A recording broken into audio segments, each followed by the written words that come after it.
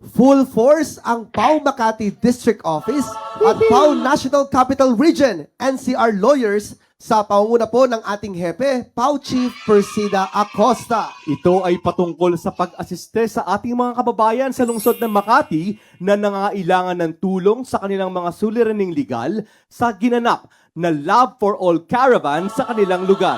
Let's all watch this.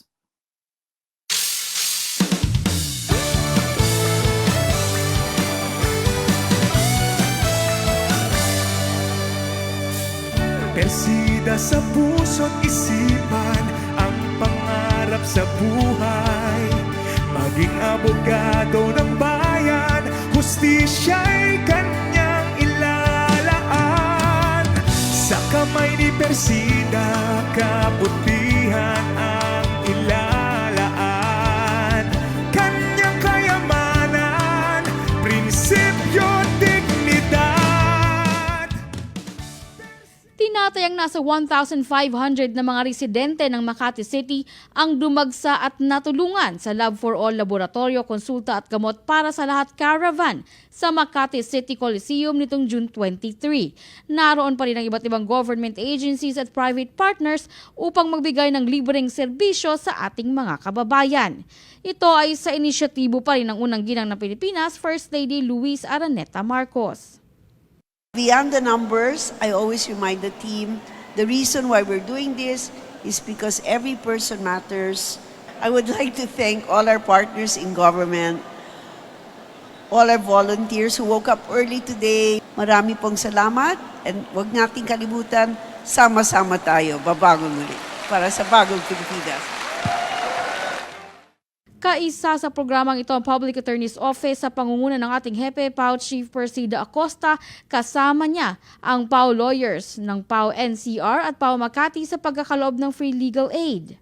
Kumikilos ang buong pwersa ng PAO. Nandito po ang mga PAO lawyers ng Makati. Tayo po kayo.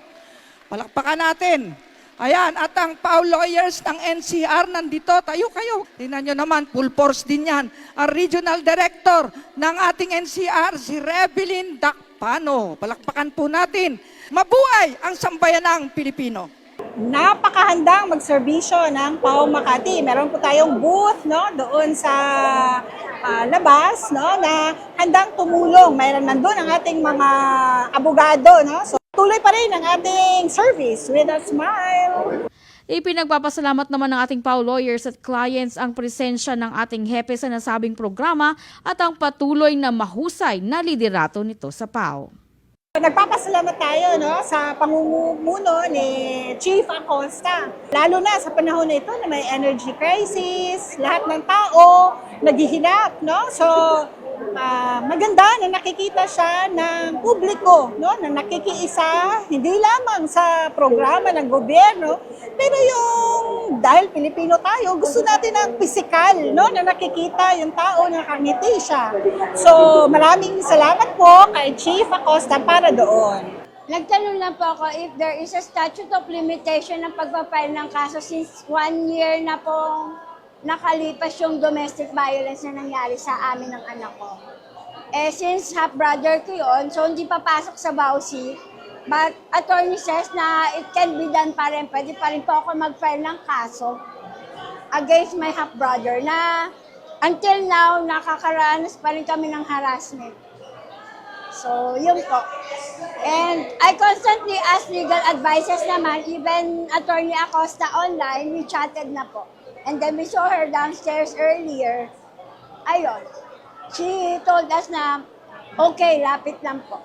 Thank you po, Chief Attorney Persida Acosta for helping us. The legal advices was really helpful po. So, very thankful and magpapala po kami Makati PAO.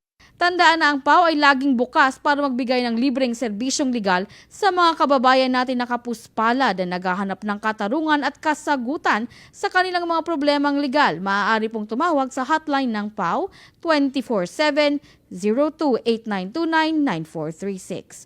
Para sa hashtag Pala News, ako si Geraldine Ranyes, Persida Acosta, tagapagtanggol ng masa katarungan laban sa kahirapan.